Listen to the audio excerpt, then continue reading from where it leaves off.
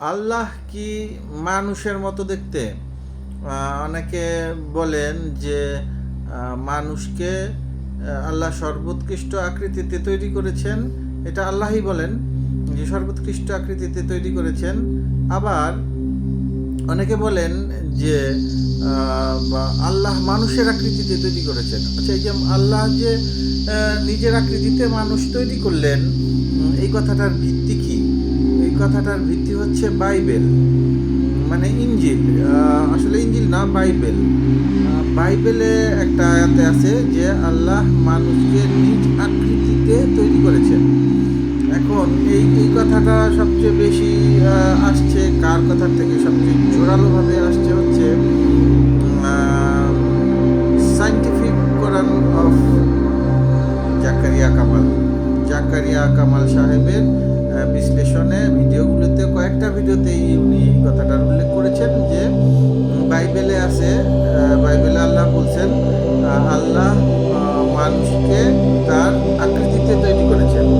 এখন আমি যখন প্রথম ওনার ভিডিওটা, আমি তার কাছ থেকে অনেক কিছু শিখছি, অনেক কিছু জানছি, এবং সত্যিকার অর্থে যে কোরআনকে ওনার মতো এত সুন্দরভাবে বিশ্লেষণ করতে আমি আর কাউকে দেখি নাই।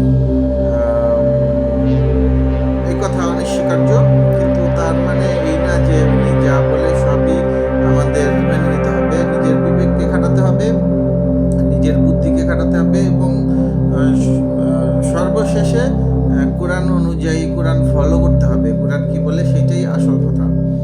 এখন অনেকে আবার আমাদের জাকারিয়া কামাল সাহেবের কিন্তু ফলোয়ার, ভক্ত অভাব নাই। আমি নিজেও ওনার ভক্ত।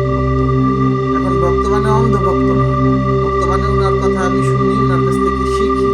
তার মানে এই না যে ওনাকে আমি ফলো করি, ওনার অনুসরণ করি। আমি অনুসরণ করি একমাত্র আল্লাহর আর নবী কোরআন শিক্ষা দিয়েছেন, আমিও কোরআন শিখতে চেষ্টা করি।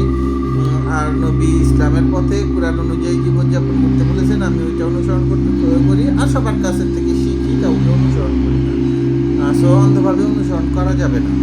এখন আমি একটু বলি যে জাকারিয়া কামাল সাহেব বলছেন যে বাইবেলে আছে যে আল্লাহ তার নিজ আকৃতিতে মানুষকে তৈরি করেছেন। এখন আমরা সবাই জানি বাইবেলের কিছু ওয়ার্ড, কিছু জিনিস বিকৃত হয়েছে। এখন উনি এই কথা বলছেন যে এই কথার মধ্যে বিকৃত হওয়ার কিছু নাই, যে আল্লাহ নিজ আকৃতিতে মানুষ তৈরি করছেন, এটার মধ্যে বিকৃতি আর কি হবে? বিকৃত হওয়ার কিছু নাই। বিকৃতি যে আসলে কথা বিকৃতি হয় সেটা না, একটা ওয়ার্ড উঠাই নিলে সেই কথাটা কিন্তু বিকৃতি হয়ে যায়, সেই সেন্টেন্সটা বিকৃত হয়ে যায়, সেই কথাটাই বিকৃত হয়ে যায়।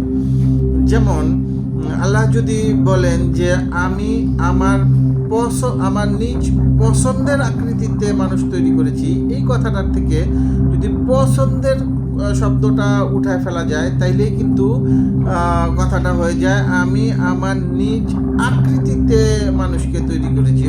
শুধু পছন্দেরটা উঠায় ফেলছে। এবং জাকারিয়া সাহেব বাইবেলের থেকে এই কথাটাই নিছেন, যেটা আসলে কোরআন বিরোধী।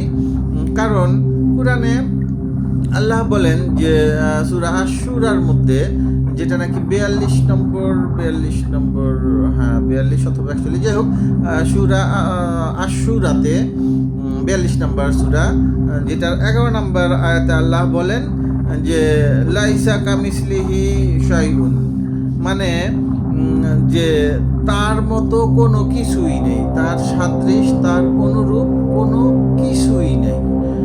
মানে আল্লাহর সাদৃশ বা আল্লাহর অনুরূপ, তার মতো দেখতে মানুষ কেন, কোনো কিছুই নাই। আচ্ছা, শোনা হাদিস থেকে, আমি তো আবার হাদিস পড়ি না, শোনা হাদিস থেকে বলি। হাদিসে মিরাজের ঘটনা যখন বলছে যে আল্লাহর সাথে নবীজি সাক্ষাৎ হয়েছে, আল্লাহ নবীকে দেখতে পাইছেন, কিন্তু এটা ছোটকালের থেকেই আমার প্রশ্ন আসিল যে নবীজি যদি আল্লাহকে দেখতে পান, তাইলে নবীজি কেন আল্লাহ কীরকম সেইটা বর্ণনা করতে পারলেন না? তার তো নিশ্চয়ই একটা আকৃতিতে নবীজির কাছে আসছিলেন। আকৃতি ছাড়া তো আর কিছু হইল না। যে আমরা যে বলি যে আকার নাই, নিরাকার, এই কথাটা বিশ্বাস করা কঠিন। নিশ্চয়ই কোনো আকৃতি আছে, যেহেতু আল্লাহ এখানে বলছেন যে তা কোনো কিছুর সাদৃশ না, কোনো কিছুর অনুরূপ না। আচ্ছা, এই যে সূরা 42 11 নম্বর আয়াতে কথাটা আসছে লাইসা কামিসলিহি শাইউন, মানে কোনো কিছুর অনুরূপ না, কোনো কিছুর সাদৃশ না, তিনি কোনো কিছুর অনুরূপ বা কোনো কিছুর সাদৃশ না। তার মানে উনি কিছু একটা আকৃতি আছে যেটা কোনো কিছুর সাথে মিলে না।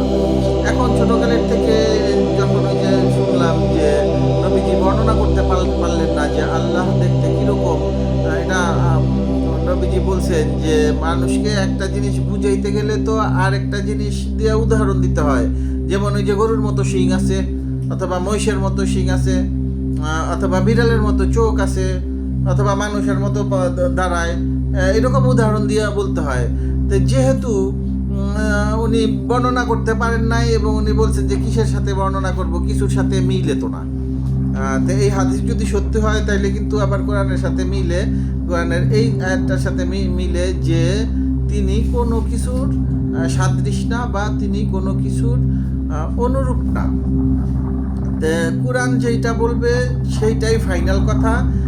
কোরআনের একটা আয়াত যদি একটা হ্যাঁ বলে আর পুরো পৃথিবী যদি সেইটার বিপরীত কথা বলে, আমি সারা পৃথিবীটা বাদ দিয়ে দিব, একবারে বাদ দিয়ে দিব, কোনো ভ্যালুই নাই, চিন্তারই বিষয় না, বাদ দিয়ে দিব। কোরআন যে বলছে কোনো কিছুর সাদৃশ না, কোনো কিছুর অনুরূপ না, এইটাই ফাইনাল কথা। খুব জরুরি ভিডিও না, কিন্তু আকীদা সম্পর্কিত ভিডিও। আল্লাহ কোনো কিছুর সাদৃশ না, সূরা 42 আয়াত 11 দেখে নেবেন, জেনে নেবেন। আর কথা বলতে সময় অনেক সময় তো একটা শব্দ স্লিপ অফ টাং হয়, অনেক ভিডিওতে হয়, আমি নিজে খেয়াল করছি। এইটা মিস্টেক হিসেবেই নেবেন, আবার ধরেন না। নিজে বুঝা, দোষ ধরতে গেলে ধরাই যায়, বুঝাইতে পারছি কিনা এই বিষয়টা হচ্ছে আসল। ধন্যবাদ, সালামু আলাইকুম।